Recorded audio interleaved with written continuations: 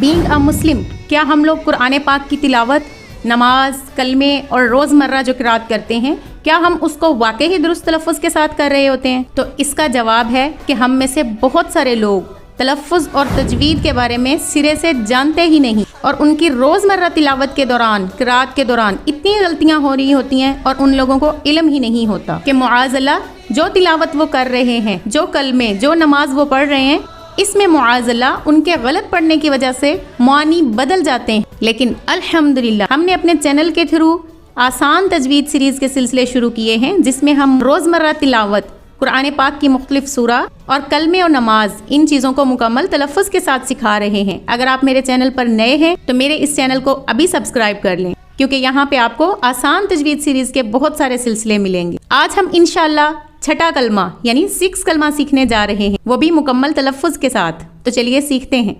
چھٹا کلمہ رد کفر۔ اللہم انی اعوذ بک من ان اشرک بک شیئا وانا اعلم بہ۔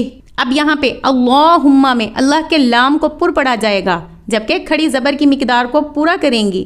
اعوذ بک میں الف اور عین دونوں ایک ساتھ ہیں، اور ان دونوں کی ادائیگی میں واضح فرق کیا جائے گا۔